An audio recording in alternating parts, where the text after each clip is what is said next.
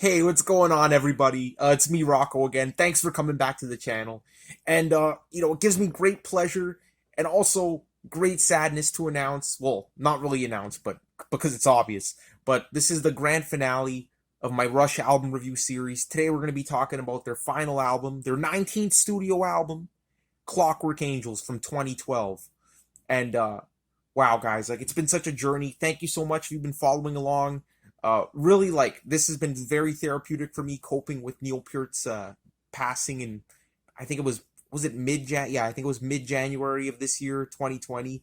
And since then, I've just been literally devouring all the Rush albums, just listening to them nonstop. And this is the peak of my love for Rush. I mean, I love this band from the bottom of my heart, and I hope my enthusiasm's coming forward because I really think this band is special. And you'll see all this Led Zeppelin merchandise everywhere, my shirt, all these posters. And I would honestly say Rush is on par with Led Zeppelin, which has been like my long time favorite band of all time. Rush is definitely like in a top five sacred place, along with Genesis, along with Black Sabbath. We all know how much of a Black Sabbath fan I am. Yes, and Pink Floyd and Steely Dan just being on the outskirts of that upper echelon of amazing bands. And yeah, so Rush is definitely one of the greats, and it just saddens me that we're never going to get anything new. But you know what? Look on the bright side, guys. Clockwork Angels. I think this goes without saying at this point. Maybe at the time of its release, it wasn't taken this way, but right now, I believe it's considered the greatest Rush album since Moving Pictures. And a lot of people might disagree with that, and a lot of people might think, a lot. I've heard a lot of people say Grace Under Pressure was one of their best, even counterparts, Snakes and Arrows. But really, I think out of all those albums, the one that stands the biggest chance of competing with everything before Moving Pictures is Clockwork Angels. This album is a bona fide masterpiece. It's 67 minutes of just pure Rush mastery, just a culmination of everything they did in their entire career. Well, except for like the whole 80s synth pop era. But this album here is just, honestly, if you were a fan of Rush and then stopped listening to them after Signals, I feel that if you were to pick up with this album right after Moving Pictures, you'd be happy. Like you wouldn't really notice. There is a huge difference between this and Moving Pictures. But you wouldn't notice like a drastic difference. Like someone who just finished hearing Moving Pictures and then went into like Presto or something like that without hearing anything in between. So I really think Clockwork Angels is just a fucking masterpiece. And again, like, the main thing people talk about with this album is that it's a concept album and all that. But really, I'm not going to focus too much on the concept here because really it's all about the music. And I think that Rush just did so many fantastic things with this album, musically speaking, that we really need to talk about in depth because, again, they revisited a lot of what they were doing in the past, but just totally freshened it up and totally gave it its new life. And gave it a new kind of like lifeblood, and you could totally sense that they were 100% into this album. It just feels genuine. It feels like they were just pouring their hearts out and just making the best album they possibly could. And the final song here, "The Garden," is one of my favorite songs of all time, not just from Rush but from any band. And it's just such a special song. Nothing even really comes close to it, to be honest with you. So yeah, guys, strap in. This is going to be a long review because it's the last one and I want to kind of extend it as much as possible. So sorry if I'm going to ramble, but I just love Clockwork Angels.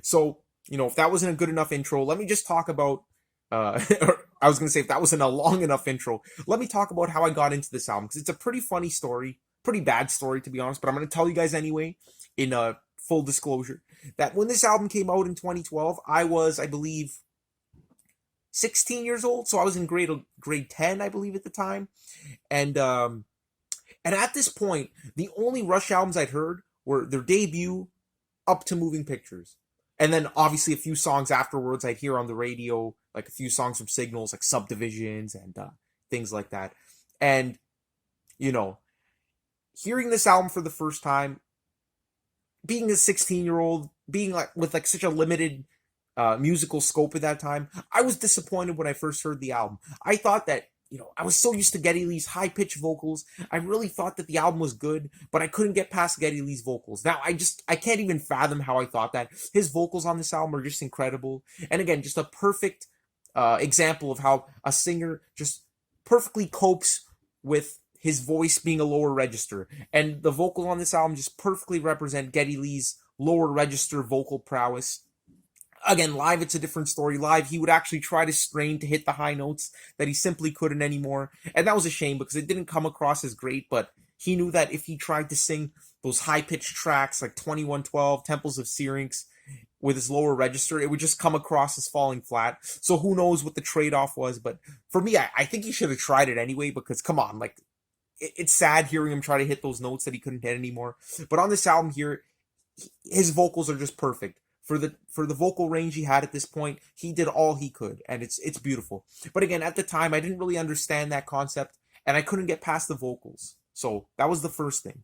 The second thing was, I kind of heard this song after like a birthday party. I went to my friend's birthday, and we had kind of like a little incident there. It was totally my fault. I fucked up, and I said something really stupid.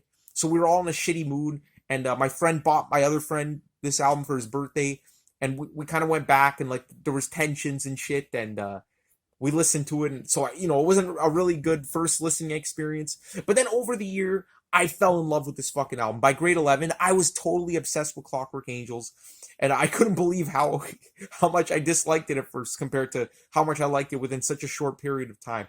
I mean, The Garden just touched me on so many levels, and at one point, it was actually my favorite Rush song, or maybe like top 2, top 3, because I think La Villa Strangiato was always my favorite, but yeah, so it grew on me like exponentially over the years, and to this day, it's one of my most listened to Rush albums. And really, like, after Moving Pictures, this was the only one I'd heard for a while. Then I actually had to go back and start listening to them in order with Signals, Grace Under Pressure, and all those other amazing albums. But overall, it was just an amazing experience getting into this, and I loved how far I've come with this album. So that's kind of like my backstory with it. Now let's dive into the history, as always, what the band was doing up to this point, and also a little bit about what happened after the release of this album, because after 2012, I was going to say 2112. After 2012, there was like a 6-7 year gap where like there was so much uncertainty going on with Rush. They did tour for a few years, but there was like a good like at least 4-year gap where no one knew what the fuck was going on. And now with Neil Peart's death, we finally have the answer, but that was an excruciating time. And just sucks how things turned out, but what are you going to do? You can't change history. So yeah, let's dive right into the history. Alright, so as we all know, Snakes and Arrows came out in 2007, and you'll notice this one here, there was a 5-year gap between Snakes and Arrows and Clockwork Angels. So that's a pretty big gap. So what happened in that time? Well, first of all, Rush went on the Snakes and Arrows tour, and as I mentioned before in my previous video, this tour was fucking awesome, just reading the set list. Holy shit. I may have misspoke in my last video saying that they played a lot of stuff from Power Windows. I don't know why I said that. I think I might have gotten that mixed up with a different tour. Maybe like the Time Machine tour or something. But anyway, the set list was amazing. There were a lot of deep cuts. They played stuff like Dreamline and, some deep cuts from Signals as well. So really cool stuff on that tour. And that tour lasted for a while. Then after that, they made a conscious effort to take a 1.5-year break. At this point, there were no expectations. They were just literally enjoying their lives. A bit of coffee to spruce me up there. And so yeah, they went on a nice 1.5-year break. So let's say the tour lasted until sometime in 2008. So we're talking like late 2009, early 2010 here. And they got back together in December thinking, trying to make plans for the future. So some of the members of the band were thinking about going on tour again, and didn't really have any interest in making an album, and others did. So there wasn't really a clash. They ended up just deciding to do both, actually, which is hilarious. Neil Peart even said, fools that we were, we just decided to do both. And what they meant by that was they would go on tour, but at every chance they would get, they would try to write and record this new album. So they were kind of going back and forth from touring to writing. They started off with writing, so they had a nice, long, I believe, let me just check my notes here for the dates, just to make sure we get the dates right here. It was, so basically from the end of 2009 to April 2010, they had some pretty productive writing sessions. So that's a good 4-month period right there, where they got together and just decided to write as much of the album as possible before they would go on tour. And again, this tour wouldn't be promoting any album. It would just be like a greatest hits kind of tour, which, Again, we're in the early 2010s here. A lot of those classic bands were doing it at the time. Iron Maiden, notably, they would release an album, tour that album, and then after that go on a greatest hits tour that would last like 2 years or so. And it seems like Metallica's been doing that for the past 3 years. Literally, they've just been on tour for 3 years promoting promoting fucking Hardwired to Self-Destruct. But anyway, that's going off on a tangent. And so they went into these writing sessions with a clear goal. They wanted to write an album that had like a concept behind it, not necessarily like a rock opera, but they did want to explore an album that had a storyline to it. Okay, and they didn't really, they were hesitant to call it a concept album. In 2009, they interviewed Alex Lifeson, and he confirmed that they weren't going to be doing a concept album. So we all know it's been a running gag in these reviews that Alex Lifeson is probably the most unreliable Rush historian. I mean, the guy said on Grace Under Pressure it was a guitar-driven album. I mean, come on, like saying shit like that. But it ended up being a concept album, so he was totally wrong. And so they went into the studio. Neil Peart was really focused, and he was really inspired, and he had one mission in mind: to write the best lyrics he could possibly fathom. Like, that was his goal, and to perform his greatest drumming achievement put to tape, which is a really tall order considering Neil Peart is not only one of the greatest drummers of all time, but also, in my opinion, one of the greatest lyricists. So he was really ambitious going into this, and he delivered, guys. Like, okay, I wouldn't say these were the best Rush lyrics or the best drumming performance ever, but it's not far. Like, it's up there. It's an amazing effort. And a really big difference from Snakes and Arrows, which was more of a lighter album, a little bit of a darker album. This one here is just heavy and rocking and proggy and everything, and it's just, compared to Snakes and Arrows, not that it's a less mature sounding album, but it does have a bit more youthful, a bit more of a youthful vibe to it. So maybe we can attribute that to Neil Peart being in the zone and really trying to attack this album from all angles. But yeah, they were really inspired. And in terms of the concept, Neil Peart was really inspired by alchemy and steampunk and things like that. And for the longest time, I didn't really know what steampunk was. I had to Wikipedia that shit. Apparently, it's kind of like a literary genre where kind of like a dystopian future, but with 19th century or 1800s technology. If you think about that time, the 1800s, it was all like steam-powered shit, the Industrial Revolution and everything. So that's kind of like the mindset he was in when coming up with the concept for this album. It's a pretty cool concept, to be honest. And it does follow a storyline. So it ended up being kind of like a rock opera. Basically follows this dude, this dystopian society, where like this mysterious clock master controls everything and goes on, all kinds of crazy shit happens. Anyway, as I mentioned before, I'm not going to get too far into the concept because for me it's not that important. Every song really stands alone, and you could really interpret the lyrics of these songs to really mean so much more than constraining it to like a specific storyline. So if you're into that shit and you want to constrain it and look at these lyrics as like a literal telling of a story, then go ahead. There's nothing wrong with that. But when I listen to Clockwork Angels, I apply the lyrics and the concept on a broader scale, not really confining it to that specific storyline. Plus, like, funny enough, a friend of Neil Peart, who was actually a novelist, I think his name was, let me just check my notes here, Kevin J. Anderson. I don't know what other books this guy wrote, but he actually did a novelization of the album. So if you're really into the storyline, don't listen to my review. Go and read that novel. I haven't read it yet because I'm just not interested in like the whole fantasy storyline, but it's pretty cool. And another interesting thing, there was actually a sequel to this novel in 2015, which I had no idea even existed after doing some research. So that's pretty cool. So if you're into the storyline stuff, be my guest and devour that stuff. But really, I think this album just it just works on so many other levels than just constraining it to a specific storyline. But again, I'm kind of getting ahead of myself. At this point, they were just writing songs, and the whole storyline and everything didn't really fall into place until much later. They just wanted to write, a kind of like a concept album at this point. So all that stuff kind of came later. And then, of course, they went on the Time Machine tour in mid or late 2010. So that took a while, and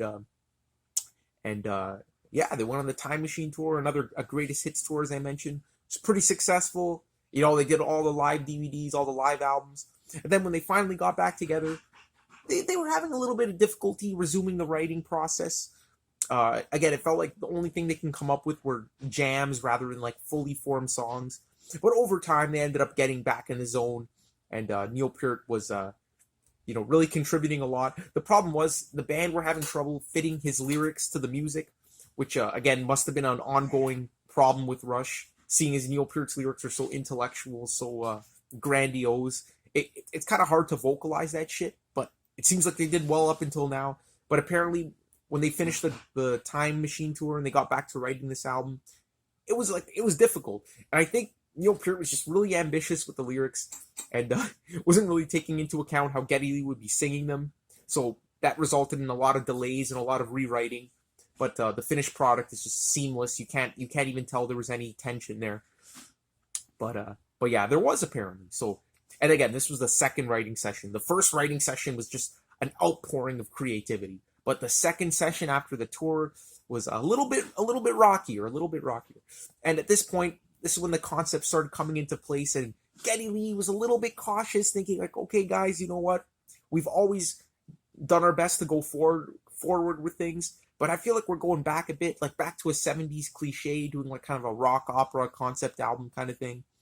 But when they started writing more and more, Geddy Lee realized that every song made its own unique statement, and he wasn't really worried anymore. So he just let things go and let the production of the album move along. So that was pretty much the writing behind the album. As I mentioned before, the writing sessions were scattered. They were just writing at every single opportunity. Again, at a distance, because Neil Peart was based in California at this point, and the other members were based in New York and Toronto, I think. So they really had to like get together over long distances and things. So it worked out. It was a more relaxed atmosphere, just writing at their own pace, going on tour, doing a little bit of different things. So it really kept the writing process fresh. So I really think that comes through in the album 100%. I mean, every song just sounds fresh and inspired. Now, as for the recording sessions, there were two recording sessions. The first one was sometime in 2010, I think before the Time Machine tour, and the second was in October to December of 2011 because they extended the Time Machine tour, so that delayed the album. It was supposed to be a mid 2011 album, I believe, but it ended up getting postponed to June 2012. And they got back Nick Rashewitz, I can't fucking pronounce his name, as a co-producer, but the band knew him as Booge because he would always be air drumming and making those sound effects, those cymbal sound effects, like boosh, boosh, boosh. So I'm just gonna call him Booge. And as we know from the last video, this guy was a huge Rush fanboy, and he was always driving the band to be the most progressive they can be.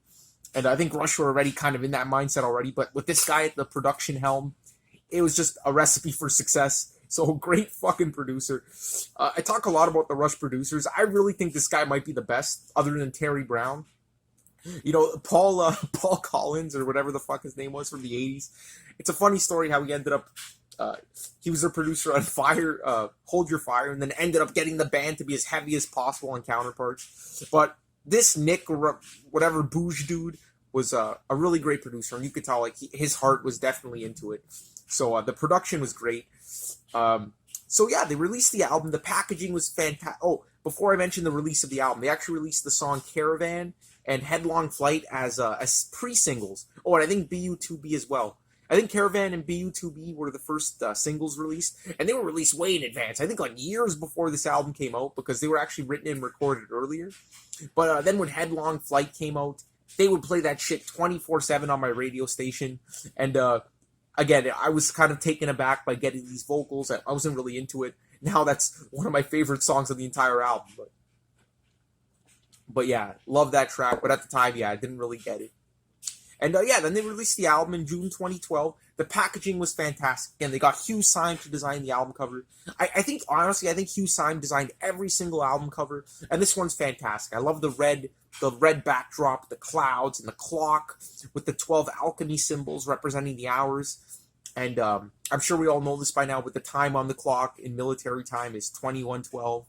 So again, a reference to their past. A nice little touch there.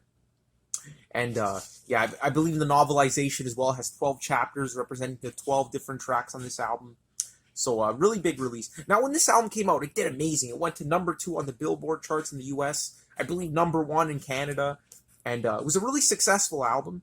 Now, at the time, I was reading Prog Archives, which was a website I was just getting into at the time, and this would have been after my initial listen to it, and it was really negative. I mean, when you're reading these reviews, and fuck, some people say, like, this band lost their touch, they're just running out of steam, ironically, because it's a steampunk-style album, and I totally disagree.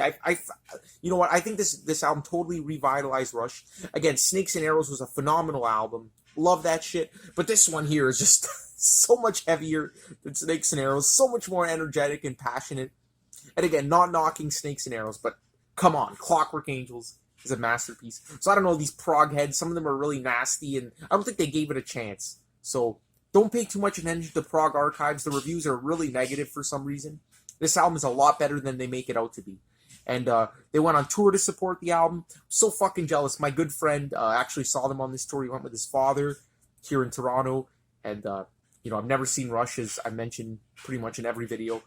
And he said the concert was amazing. He did complain about Geddy Lee trying to hit those high notes, which is totally understandable. He said during 2112, like, the vocal sections just sounded like a dying animal or whatever.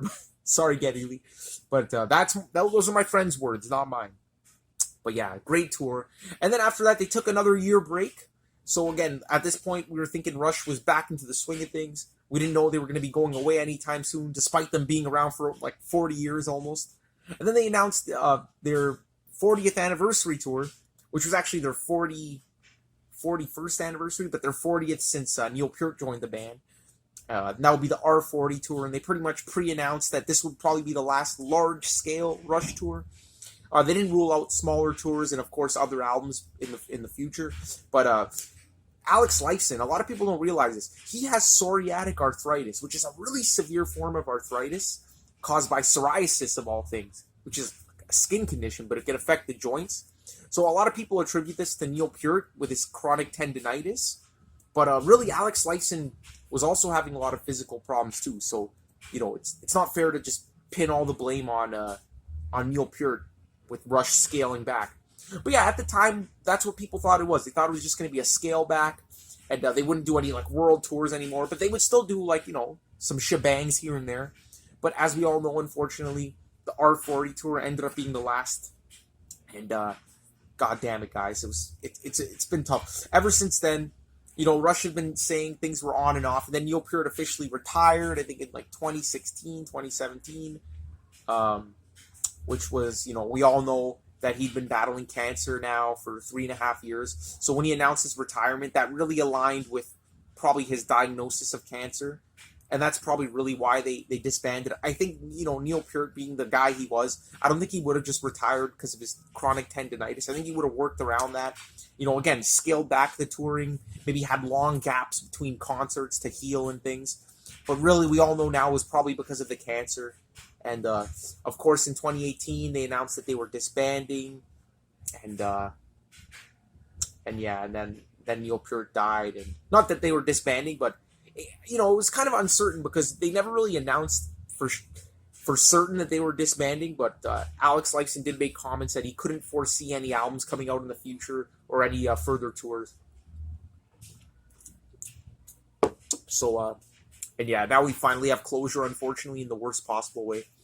And yeah, that's pretty much the history of this album and what happened after. Another thing I forgot to mention is that the string section on this album, with I should have mentioned this earlier, but they brought in a fucking string section on the making of this album. It just gives the album so much life, just gives it that touch of elegance. So it just popped into my head now, but the string section is phenomenal here. And another thing that happened is they got inducted into the Rock and Roll Hall of Fame in 2013, which was so fucking long overdue.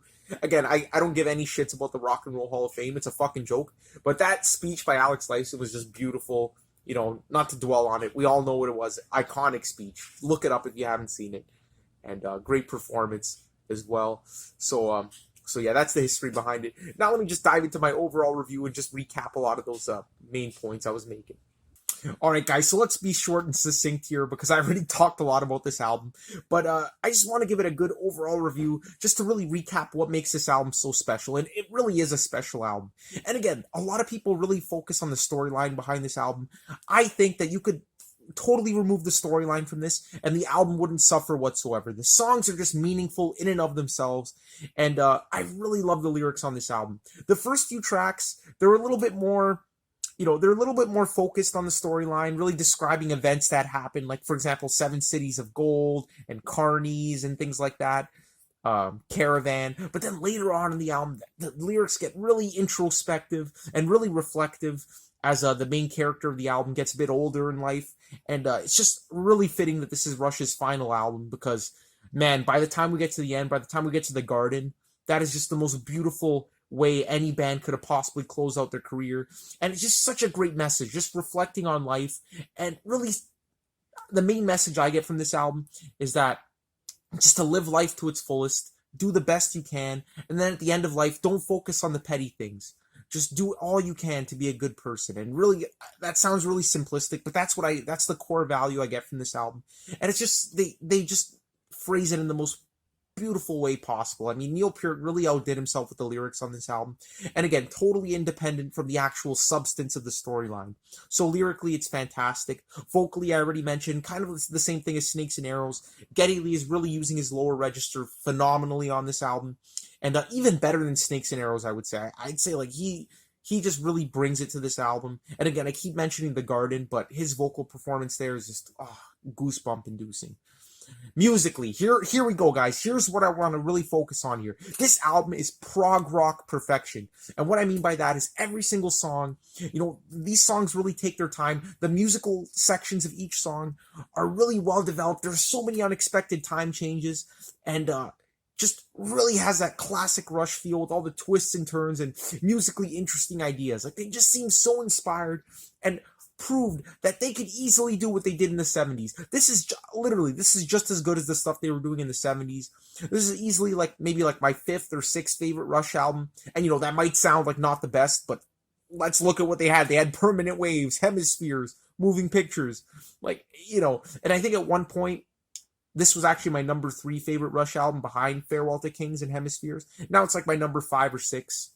But yeah, it's just proves that they still had it so many years down the road, and the music is extremely progressive. Again, the string section adds a lot of substance to it, adds a lot of that sophistication, adds a lot of that emotion, and most importantly, okay, so not only is the album progressive, not only are the songs multi-part, not only the songs have fantastic instrumental sections, but the album fucking rocks. I mean, this is the return of Alex Lifeson in tip-top shape in terms of his guitar riffs. His guitar riffs on this album kick absolute ass, even better than the riffs on Counterparts, which was a very riff-driven album, or at least half a riff-driven album.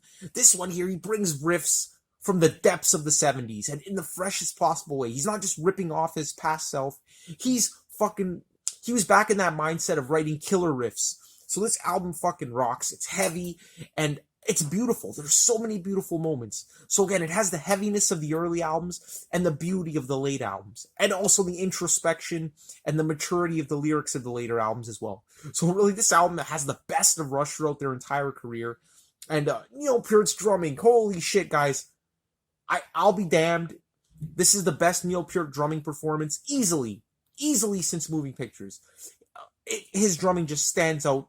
Even on Snakes and Arrows, like, you could tell a marked improvement in his drumming, but not an improvement, but much more intense. So yeah, his drumming is back on track on this album. It's just incredible. And just atmospherically, the album just flows from start to finish. Again, for a 67-minute album, there is not 1 ounce of filler. You can easily sit down and listen to this whole thing. Whereas Vapor Trails, it's best broken down into subsections, maybe like 20 minutes each, and digested in those individual sections. This album, I could easily sit down to hear this thing from start to finish. It plays out beautifully, and there's a lot of variation. You never get listener's fatigue. There's a lot of beautiful moments and a lot of, gorgeous laid-back sections to intersperse between the heavy riffage, assault of Alex Lifeson, and the prog rock mastery. So honestly, I'm getting so emotional just talking about it. I freaking love this album, and it's memorable. All the songs are memorable. It has those catchy choruses that, come on, the Wreckers. How is that not going to get stuck in your head forever? I mean, it's so great. The musical performance is just, the band was back in form, back in tip-top shape, delivering one of their greatest performances ever. And I can't say enough about this masterpiece. I mean, you know, the whole concept of the album is the weakest part of it, and not that it's weak. It's just the music just really stands out, and really it doesn't really make a difference that it's a concept album or not. And the first Rush concept album, I should say, because 2112, that's only half a concept album. Same with Hemispheres. So yeah, so that's pretty much all I got to say about Clockwork Angels in terms of like the grand scope of things. Now let's dive into the track by track reviews. Fuck, this is gonna be a long review, guys. I'm sorry. It's just I'm so passionate about this. And I don't know if I mentioned this yet, but this is probably one of my favorite albums of the whole 2010s decade. Just I can't even think of a better album than this. Well, okay, maybe there were a few in 2019 that were just fucking phenomenal. Terraformer by Thank You Scientist, but this one is just flawless. So let's dive right into the track by track reviews.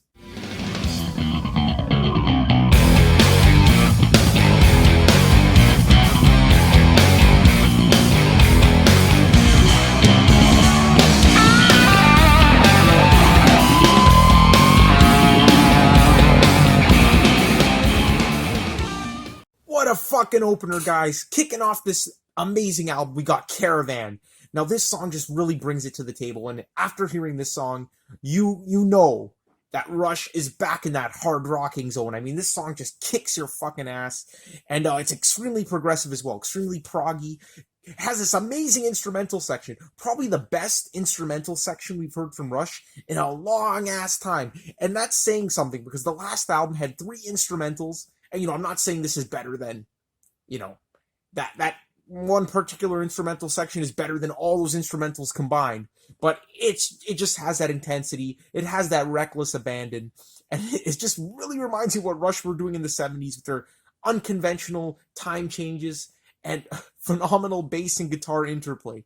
But before we talk about that, let's talk about the intro. The song kicks off with these ominous bells coming in, and the string section just swells up, giving this sense of impending doom, actually. It's really funny. And then it kicks into this simplistic but headbanging riff, the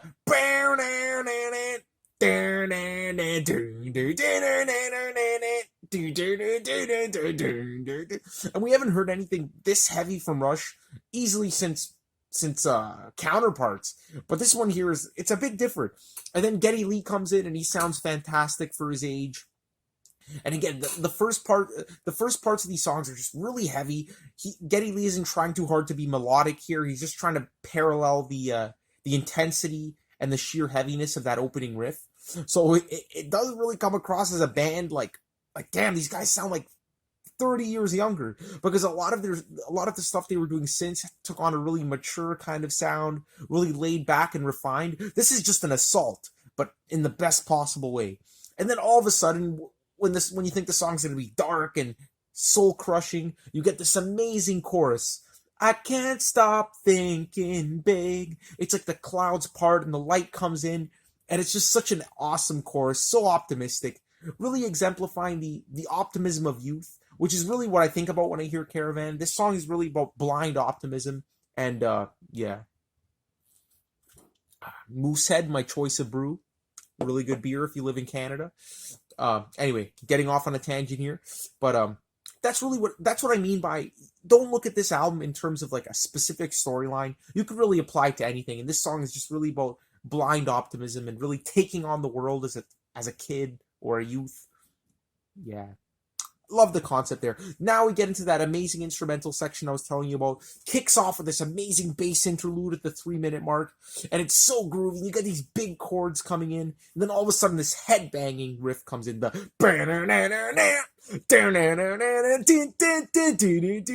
it's just really intense. Time changes galore. I mean, every 2 seconds this thing's fucking changing. And it's followed by an eccentric Alex Lifeson solo, and I haven't said that in a while.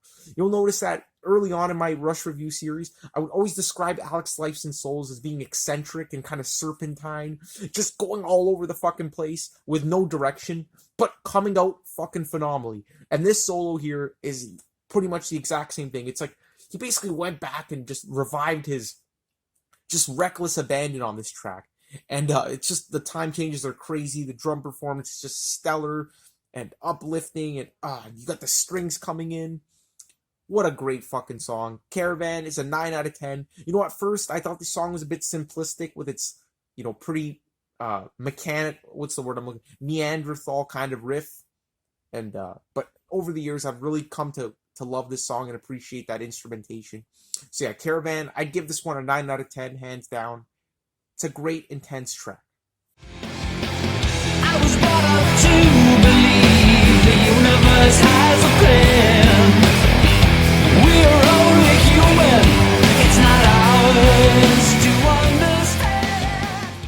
This album loses no steam whatsoever. Track 2, BU2B, which is short for Brought Up to Believe, is just a highlight on the album. Honestly, like, not one of my absolute favorite tracks on the album, but it's a highlight because it's so memorable, it's so catchy. Again, this song doesn't really have that intricate, those complex time signature changes that Caravan had at one point. This is just a really strong song with a really strong chorus, really energetic, really kick-ass, and again, some of Alex Lifeson's heaviest riffs in a long-ass time. It starts off with absolutely chillingly with this acoustic guitar and Geddy Lee doing these ominous vocalizations and not wailing, but, moaning and things like that, just giving the song this really dark and ominous, almost ghostly kind of feel. And he goes through the main theme of the song in this kind of atmosphere. And before you know it, one of the heaviest Alex Lifeson riffs comes in, the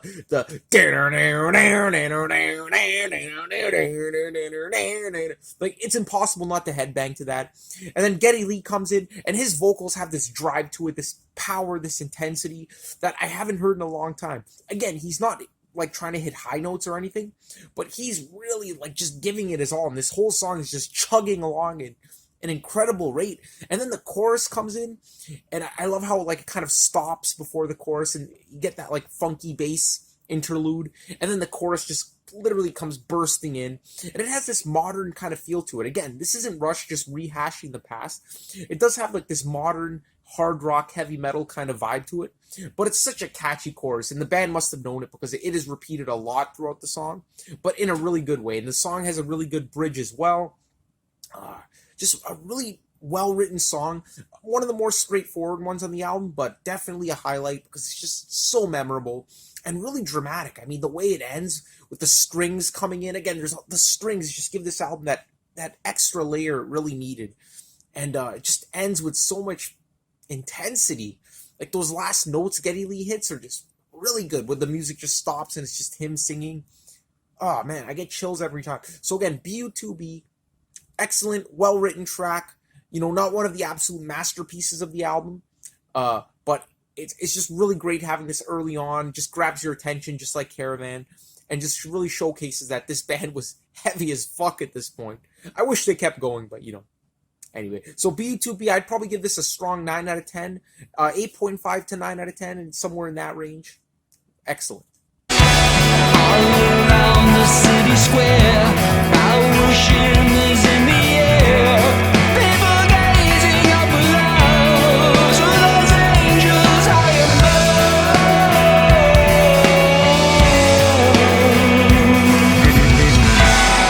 Oh my god, guys, what can you say about the title track of this album? Clockwork Angels, track 3. Frankly, this is just one of my favorite Rush songs of all time. It's just perfection in every sense of the word. Honestly, I don't even know what to say. Like, this song is just fucking amazing. And, it's upsetting because I've seen comments saying this song is overlong and plotting at points. I think those people are on crack. Again, I respect your opinion, but to say that this song is plotting and overlong, it's not. Okay, guys? I took off the glasses. This is serious. This song is fucking amazing. One of the greatest Rush songs of all time. Almost a 10 out of 10. Okay, I'm tempted to give it a 10 out of 10. I'm going to give it a 9.5. But it's just one of the best Rush songs. It's just so atmospheric, so incredible. And really, the song takes its time to set up an atmosphere. This is just a spiritual moment. And, a song is fantastic when you literally physically have a reaction to it. I literally get goosebumps when I hear this track at certain points. And I always have, even from the first time I heard the album. I have always gotten goosebumps from this track. It's just, oh man, it's just something else. It starts off with Geddy Lee, honestly, like, channeling his inner medieval Dark Ages monk, just doing this amazing choral vocalization at the beginning, giving it this really dark and haunting atmosphere, kind of like you're trapped in the Dark Ages amidst the bubonic fucking plague. And then this ominous distorted guitar comes in, and it kind of comes in and out. It's kind of like a trippy effect on the guitar, and it builds up, and then all of a sudden, we're already like over a minute into the song. It really sets up the atmosphere. It gets into like the main, I guess you could say like the main verse of the song with the acoustic guitar. And this is what I mean by the goosebump inducing moment. When that acoustic guitar comes in, the song has been so dark up to this point. That kicks in and you're on cloud nine. It's just such a great feeling. And getting these vocals just build and build, and it's such an incredible feeling here. And he actually hits some fantastic high notes. I mean, really high notes for his age and everything. And I guess in the studio, he had unlimited attempts to get it right. So I guess on the road, it would have been much harder to duplicate it. But just one of those moments, those magical Rush moments that fucking phenomenal. And then another magical Rush moment, sorry to keep swearing, guys, but the heaviness of the guitar just kicks into overdrive, and Neil Peart's drumming is just incredibly intense. I mean, my jaw just drops at this drumming performance, and the riffing, and it's just so heavy, so intense. One of the most intense moments on the entire album, and I just love that contrast. It's like a furious assault, and we've heard nothing like this, even on Counterparts. Like, nothing even came this close. Nothing even came close to being this heavy. This is like almost like not proto metal, but this is almost like metal right at this point. Oh man, it's so good. And again, then it gets into the chorus with the Clockwork Angels. I love the chorus, but it's probably my least favorite part of the whole song. But again, the song is just so strong, you can't even complain. It's just incredible. And then it kind of just goes through the same motions for a bit. And when the song gets heavy, it actually reminds me of the song oh my god, what's it called? Double Agent from Counterparts, but better. It's like a better, more intense version of that. I don't know if anyone else has made that comparison before, but I don't know. To me, it kind of sounds similar. And then it gets into the solo, and this is another really interesting solo. It's another eccentric one. You don't know where it's going to go, and it kind of like ends off in a weird way. It kind of trails off a bit into this ominous kind of section, and then we get this weird kind of like bass where it's strange. It's like a cross between being optimistic and ominous at the same time. It's like doom doo doom doom doo doo doo doo doo doom doo doom doo. But underneath that, we get Geddy Lee singing this in this incredibly distorted voice. It kind of gives you like the creeps. It's a little ominous. And then before you know it, the song kicks back into the acoustic main verse of the track, where he sings, "Everything will turn out for the best." And that part there, oh man, when that comes in after that weird solo followed by that ominous interlude there, it's one of those goosebump moments. And oh man, it just ends off with just such a bang. I love this song. This is easily a 9.5 out of 10, one of the major highlights on the album, and one of the best Rush songs in my opinion. The lenses inside of me, the pain, the word blind. The pools of poison, the scarlet mist that spill over into rage. The things I've always been denied, and then you promise that somehow die. The next track on the album, guys, The Anarchist, is another huge highlight for me. And it's strange because when I hear people talking about this album, I never hear them talking about The Anarchist. And to me, it's a no-brainer that it's one of the top tier best songs on the album. Probably like within like the top 4, if not the top 5. And yeah, I've actually seen people say this is actually the worst song on the album, and I can't fathom that. This is just a Rush classic for me. Again, just like Clockwork Angels before it, this is actually one of my favorite Rush songs of all time, and like we're talking their entire career. It's a phenomenal track. It just starts off with Neil Peart just going crazy on those drums, just some of the tastiest fills. And then Alex Lifeson comes in with this pretty classic sounding Rush riff, pretty simplistic but pretty awesome with the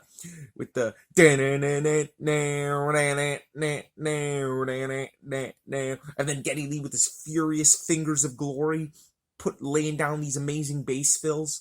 It's just incredible. But you know what? The main riff of the song, it's kind of interesting because what you think is the main riff actually isn't the main riff. The main riff actually comes in a little bit later on in the intro, and again, this is a pretty big intro. It's kind of like an overture to the entire song. The intro kind of slows down for a bit, getting into that atmospheric kind of section, and then before you know it, bam, the main riff comes in. And this riff here is just one of the most, honestly, I think it's one of the most memorable Alex Lifeson riffs. It just sticks in your head. It's just so triumphant, so full of energy, and it's just a fantastic riff. Then we get into the verses, and it goes back to the original riff of the song, the one that the song opened with. And I love Geddy's vocals here. Here on this track is another example on the album of him actually trying to hit those really high notes and actually succeeding. Again, I mentioned that his vocals on the album are pretty subdued, pretty mid to lower range. But on this track here, he's actually trying to hit those notes. And this whole verse just has like a hint of desperation. It just sounds like the main character of the song is just at a point in his life where he's just faced with so many challenges and he's just overwhelmed with anxiety. Anyway, that's what it sounds like to me. It just has that hint of desperation in it. But it's an awesome chorus. And then all of a sudden, the song kind of winds down a bit again, kind of like during the intro. But instead of just progressing to the next part of the song, this string section comes in, and it's amazing. It's just so haunting. It has that Middle Eastern vibe. It gives the song that drama that it really needs, and that darkness as well. So again, a lot of these Middle Eastern themes coming in, which I really like, really unique for Rush.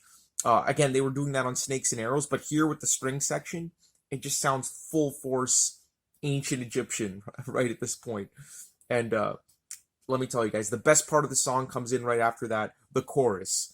The chorus of this track is so freaking memorable, guys. I mean, honestly, one of their best choruses, just perfectly laid down. The flow is fantastic, and it has that drive to it. And I love how before the song gets back into the verses, we get that classic 70s Rush cliche where like the drums and bass just come in and out like in quick bursts of fury before getting back into the main riff. It's amazing. It just brings back so many memories of the 70s, and just shows that Rush still had those insane chops. So then basically the song repeats itself. It goes into the verse, then it slows down into that string section, finally with the chorus. But here at the end of this, it's another goosebump moment, guys. At the end of the chorus, there's this epic kind of bridge where Geddy Lee sings, "Oh, they try to take me home." That line right there is followed by just a fucking phenomenal Alex Lifeson guitar solo. I'm talking like incredible. This solo is just, it leaves me speechless every time. Again, it has that Middle Eastern feel to it, that sinister quality to it, but it just kicks into like the most amazing climax. And then you get the whole string section kind of swelling at the end, and the chorus comes in one last time. It's honestly a magical song. It's a dark song. It's an uplifting song. And most of all, it's just one of the best songs on the album. Easily a 9 out of 10 for me, or maybe even, you know what? Easily a 9.5 for me. I love this song that much.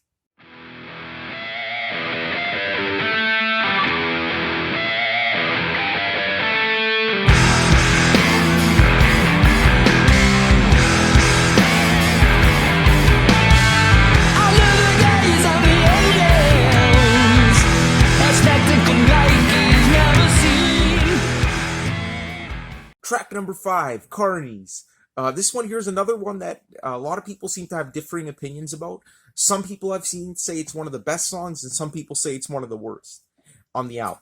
Now, unlike the Anarchist, the song that came before this, I actually find that this is one of the weaker songs in the album. It's still a really good song, but for me, there's just a few missteps with this one. First of all, the way it just opens with those circus kind of sound effects and those kids for the first like 20-30 seconds, it just sounds really cheesy. So usually what I do is I just skip ahead 30 seconds. But then when the main riff comes in, holy shit, guys, this is arguably the heaviest, probably the heaviest section of the whole album. It's almost like a heavy metal riff at its finest. I mean, this riff is so slow, dirgy, doomy, and incredibly heavy. And the song just goes forward with this awesome groove. It's actually a really good song, but the main thing with this track is the chorus for me doesn't really do it for me. I find that it's repeated a bit too much, and I think Geddy Lee's just striving for those high notes a little bit a little bit too much. I remember the first time I heard this album again with my friends that day, we were kind of like laughing at the chorus, which is kind of mean looking back, but to this day, it still doesn't really satisfy me that much. I don't know. At the 2 minute mark, though, it really does pick up the pace and improves, kicks into high gear with this awesome chugging instrumental section, and you get a pretty spaced out Alex Lifeson solo broken up by some furious drumming. So yeah, overall, it's a really good song. It's just not one of my favorites. It could have used a little bit of trimming with the chorus and the intro. So I would give this one an 8 out of 10. What did I know? Fool that I was. Little by little I learned. Next up, we got Halo Effect. Just a gorgeous song, guys, and really, this one here is just an emotional highlight of the album for me. It starts off with this really atmospheric, I guess, kind of synth coming in, followed by an acoustic guitar, followed by these beautiful Geddy Lee vocals. I mean, you could really tell he's just putting a lot of emotion into this. And then right when you think it's going to be like that acoustic kind of breather on the album, because think about it, so far the album's been pretty much high intensity the entire freaking time with no breaks whatsoever. It kicks into high gear. This hard rockin' riff comes in, and the string section comes in. You got some cello coming in there, giving it that kind of mournful gravity, and yeah, it really kicks into high gear unexpectedly. So it ends up being another pretty rocking tune, but in a more mournful, slow-paced, kind of dirgy kind of way. But it's just a really emotional track, and I love how the string section and the cello really give it that weight. It's just beautiful. And even again at the end of the song, we got Alex Lifeson playing the guitar, making it sound like a sitar actually. So again, those Indian Middle Eastern vibes peeking their heads in again. But yeah, overall, just a really emotional song, a really mournful song, and it never overstays its welcome. Coming in at 3 minutes, it's the perfect length. So a great break in the album, just gives you time to reflect and kind of think about what's been going on so far before diving into the next run of fucking high intensity hard rockin' tunes. So yeah, Halo Effect, it's easily in the 8.5 to 9 range, somewhere along there. Some days I lean a bit closer to a 9, some days closer to an 8.5. So love it.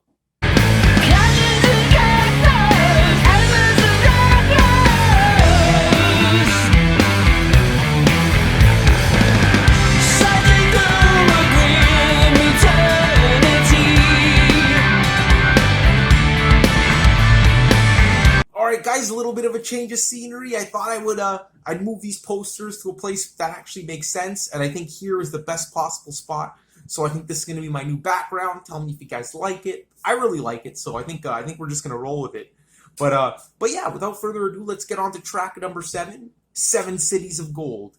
Now this one here, it's one of those songs that comes kind of like in the middle of the album, or just ending off the middle of the album. And it's a pretty good song. It's not one of my absolute favorites on the album, but it's really good. It does its job. I don't believe it has any string section to it, so it's just a straight up heavy duty rock tune. And it's really good. If you're if you're a fan of Geddy Lee's bass playing, obviously you are if you listen to Rush, but if that's what you look for in a song, then look no further, because Geddy Lee's bass lines on this track are just top of the line, just throughout the entire freaking thing. And I guess you could say that about so many other songs, but this one in particular, it just starts off with this heavy, crushing bass line that comes in, and then in the background, Alex Lifeson's doing all kinds of these like weird, wailing, atmospheric effects on his guitar. It creates this atmosphere, and it's a pretty chaotic build-up. But then when it finally builds up to the main riff, that's a great moment. I mean, I love how that main riff just comes out of the chaos that is the intro of this track. And then it kicks into like the meat and potatoes of the song, and it's pretty good. Again, Geddy Lee really striving for those high notes on this track. It feels like the last few he's been really trying to do that. But on this one, I don't know, it comes across as a little bit whiny in my opinion. Just a tad bit whiny, because we all know his vocal range wasn't up to snuff with the past. And I think on this one, he's really trying to hit those highs. But overall, it's a great chorus, really catchy. And again, that atmospheric guitar comes later on in the song, and you think it's going to build up, and you think it's going to build up to a guitar solo or something, but it doesn't. It just kicks back into the chorus. So I think that might have been a bit of a missed opportunity. But really, if you pay attention to the bass lines in the background, they're always moving around, they're always shifting, and it's a really cool section. So that part there coming in at around, excuse me, coming in at around 4 minutes. Is a really cool section of the track. So, Seven Cities of Gold, very solid song. Definitely an 8.5 out of 10. All I know is that sometimes you have to be wary of a miracle too good to be true. All I know is that sometimes the truth is contrary. Everything in life you thought you knew. Oh man, guys, track number 8, The Wreckers. I freaking love this one, guys. This is a really special song for me. I think Rush really struck chorus gold with this song. The chorus on this song is just one of my absolute favorites, just in general. It's just one of my favorite choruses. It's so powerful, so elating, and man, it just, and they knew it was great because throughout the 5-minute runtime, they must repeat this chorus like so many freaking times. And usually that irritates me about a song, but with a song with a chorus as strong as this, it's honestly, it's amazing. It's just so elating, and I feel like I'm on cloud 9 when I'm listening to this track. This one here, it sounds like the finale. Like, it sounds like this could have been the finale of the album, but this album has so much more to offer. It's a fucking masterpiece. And really, this song here is it's kind of like, it's a bit different than the other tracks. It's not as heavy. It does start off with a pretty like hard rocking riff, but then all of a sudden it winds down a bit, and we hear some Alex Lifeson more laid back, more jangly guitar in the background. And then the bass kicks in, and it just it starts building up. But it's really melodic, and I love Geddy Lee singing on this track. It's just, he never really, again, he stays in that nice middle range, and he does give it a lot of power near the end, but during the verses, it's just really great. And then when the chorus comes in, oh my God, guys. All I know is that sometimes the truth is contrary to everything in life you thought you knew. I really love that. It really gives it the weight of the protagonist of this song, or just anyone in general, just discovering that everything is different than they thought, and there's so much more to life than they were thinking. And it's just a really introspective kind of song. And again, you can apply it to anything. But then when the string section kicks in near the middle, it gets really ominous and really dark. And I think this is kind of like the climax of the track. And then right when it climaxes, the chorus kicks back in at the perfect time, and the strings are still swelling at full force. And then even at the end, I was going to say Geddy Lee. Alex Lifeson is doing some amazing things on the guitar, just adding to the string section. So you have the string section swelling up with Alex Lifeson just soloing in the background. And then it fades out. It's just a perfect 5-minute track. Catchy, emotional, powerful, and perfect use of the string section and Geddy Lee's vocals. So the record is easily a highlight on the album, easily a 9 out of 10. All the highlights of that headlong flight, hold it on with all my might, to what I felt back then. I wish that I could live it all again.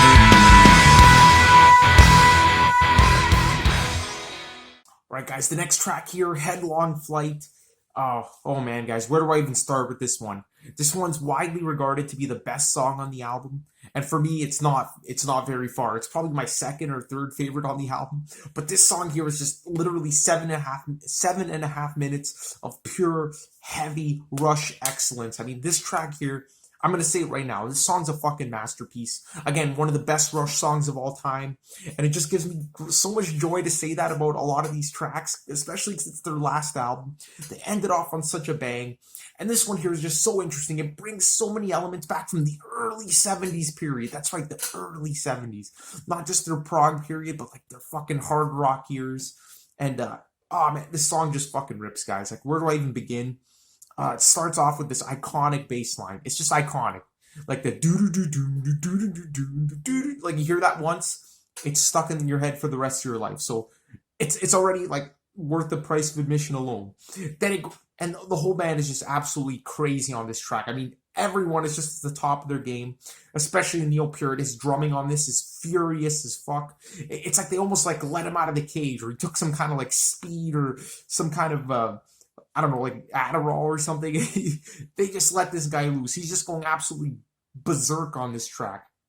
And man, I love when the verse kicks in. It has the whole song has this fucking drive to it, just propelling it, and it feels like it's one of those motivational songs that when you listen to it, it doesn't matter how drowsy you are, how tired, how fatigued, how down you are, it'll spruce you up. I mean, this song here, if this song doesn't do it, nothing will.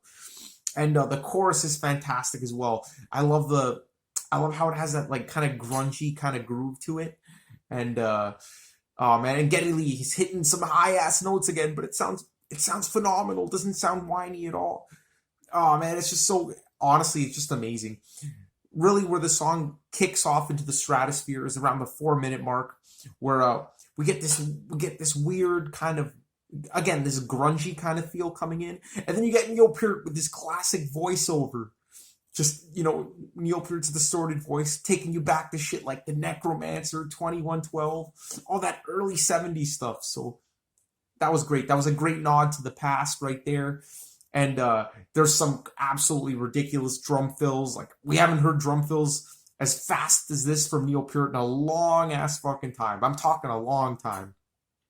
And then, oh my god, this amazing bass line comes in, followed by this Alex Lifeson solo that honestly, to me, it sounds like this could have been taken right off the debut album. Those extremely heavy, ripping, fast-paced hard rock guitar solos. It's like Alex Lifeson went back, listened to their debut album, and said, "Fuck, we got to bring that back one last time." And they totally succeeded. It's just such an awesome instrumental section, and then it kicks back into the main theme of the song, the chorus, and it's just high octane, high energy throughout for the whole 7.5 minute runtime. And it's just a bona fide Rush classic. It just gives me so much joy to hear stuff like this late into their career.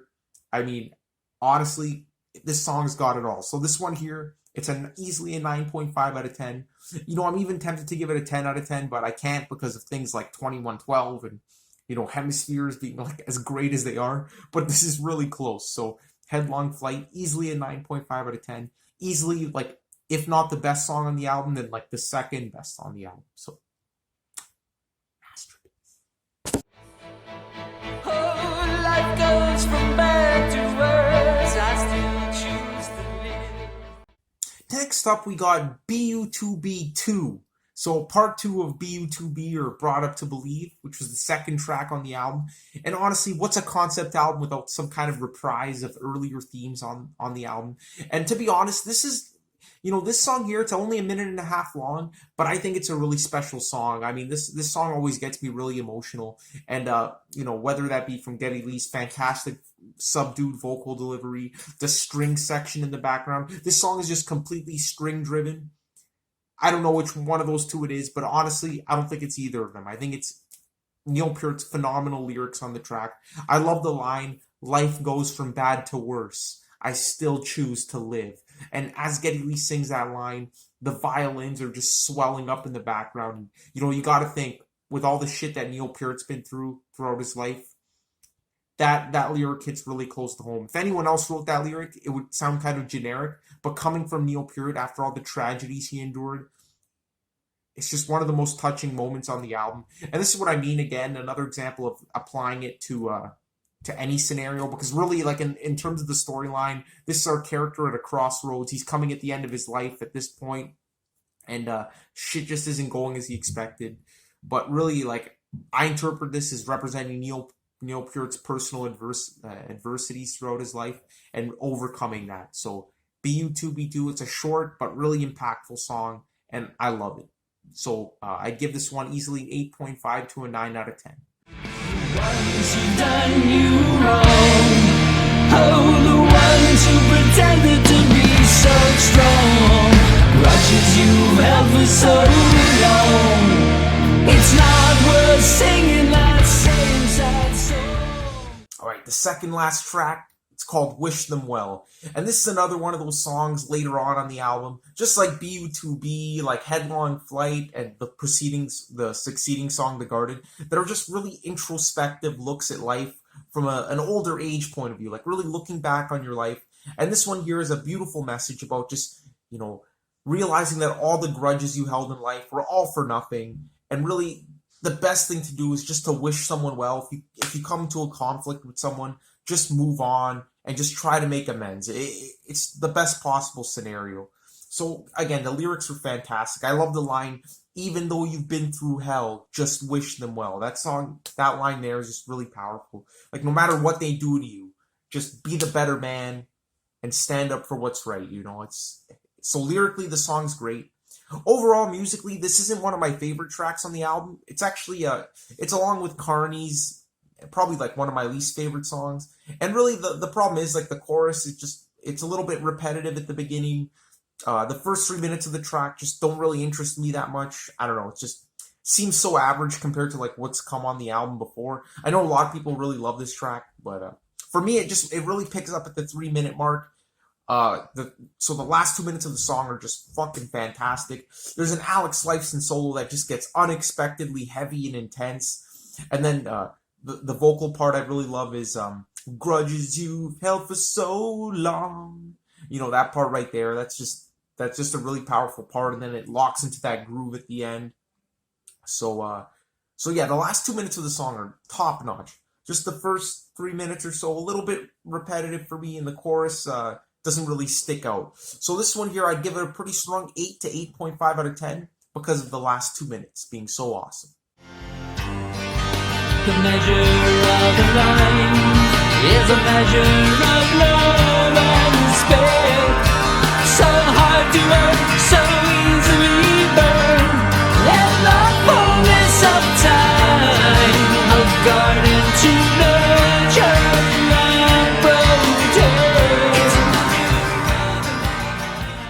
This is the moment I've been waiting for this entire review, guys. The Garden, the final song on the album, the final song from this band, and arguably one of the best songs ever. You might be thinking I'm overrating this song, but I honestly think The Garden is not only one of the best Rush songs of all time, but one of the best songs of all time, period. Like, we're talking like top tier in any genre. Just one of the most emotional songs. I mean, not one song, very few songs, let me rephrase that. Very few songs have touched me on such an emotional level as this song has. I mean, I've been listening to this track since it came out, which was fucking 8 years ago now. I can't believe it. And every single time I just have this visceral, physical reaction to the song. It just goosebumps every single time without fail. I mean, there's a few other songs that still do it for me like that. Like, for example, Supper's Ready by Genesis, when like that grand finale comes in. That's like hearing it for the first time every single time. And, I can name a few other tracks as well. But The Garden definitely ranks among those songs.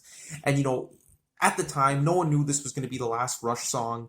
But looking back, I couldn't think of a more perfect song to close out on. This song is just so introspective, gives the band this amazing closure. And really, this song here, Neil Peart apparently knew about his brain cancer 3.5 years ago, so that would have been mid 2016. So at the time, like, there's no way he would have known that this would have been the last Rush song.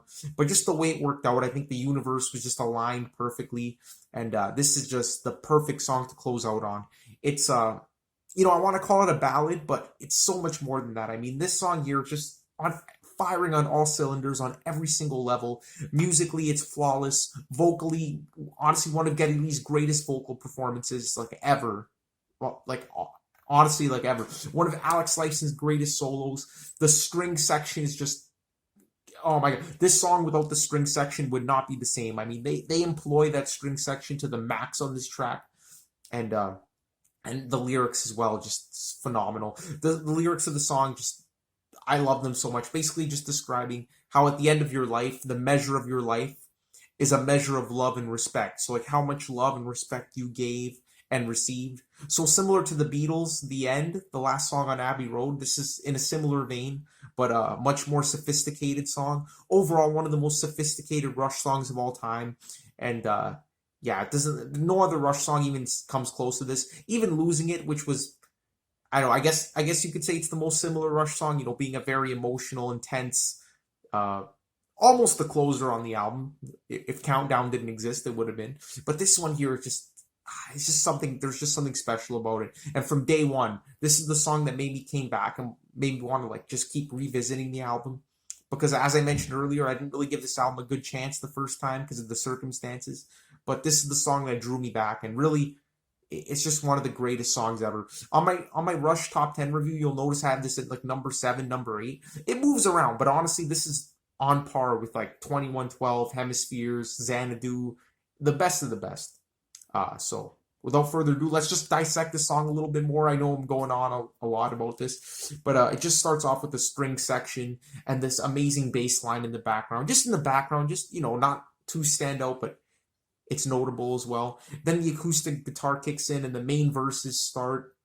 And it's just beautiful when Geddy Lee sings "The arrow flies when you dream" and that violin swells up. That's the perfect musical accompaniment to that lyric right there. And then when the chorus comes in, when that acoustic guitar kicks in and Geddy Lee singing that chorus, and everything's just fitting into place, and he builds it and builds it, and by the end of the chorus, he's hitting some amazingly emotional high notes. It's there's nothing like it. I mean, I'm just like tearing up just thinking about it right now. And this is 8 years after I've heard the song consistently over the past 8 years.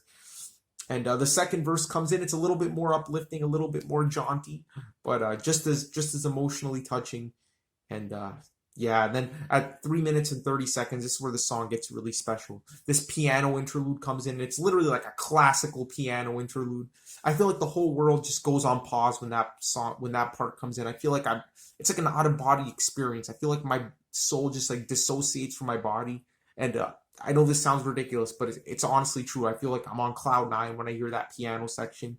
And then one of Alex Lifeson's best solos of all time comes in, and it's just so powerful, and it takes its time and develops and reaches phenomenal climaxes. And then the last 2 minutes of the track is just the chorus repeated over and over again, with the string section gradually building, and everything's just flowing and ebbing, and then it just fades out at the end. But just one of the most impactful songs ever. Honestly, like 10 out of 10, like obviously. So can't give it anything less than that. So yeah, the perfect way to close out Rush's career with this introspective song, literally reflecting on the end of life. And this would have been the end of Rush. Well, the end of Rush's studio output. So it couldn't have been a more closing fit for the end of the album. And yeah, so that's The Garden. And that's Clockwork Angels. Honestly, such a treat to get this album at the end of Rush's career. Again, 67 minutes of pure excellence with barely any down points. Again, I mentioned Wish Them Well. The first few minutes kind of drag on a bit. And Carnies, there's some sections of that I don't love. But you got to remember, guys, these are very minor complaints. Overall, the album's a masterpiece. And, for an album to be this strong throughout, being their 19th studio album, it's just unprecedented in rock music. Like, how like, a band like this just... Again, there's been a lot of great comeback albums, but there's always been a huge gap. But no, Rush had been going constantly since 1974, and they produced this. It's just a masterpiece, an absolute masterpiece. And I love how that this album is closing out my Rush review series. So in conclusion, guys, we all love this band. We all worship these guys. They're one of the greatest bands. And, unless you're a Rush fan, you really don't know what you're missing out on. Again, you might hear a few tracks on the radio, like In the Mood and Fly By Night and things, which are great songs. But really, there's so much more to Rush than like their radio hits. It's been a pleasure just talking about all these albums with you guys, and of course I appreciate you watching. So I'm gonna end off the album review series like that. So peace out, guys, and stay tuned for what we're gonna do next. I'm probably gonna do just a few miscellaneous reviews before I dive into like the next major band review thing. So stay tuned for some more reviews coming up, and hopefully you guys like the new setup. I really do. So we'll see how it goes. Peace out, guys, and of course, the last thing I want to say throughout this entire series is rest in peace to Neil Peart. God bless you, and yeah, Godspeed.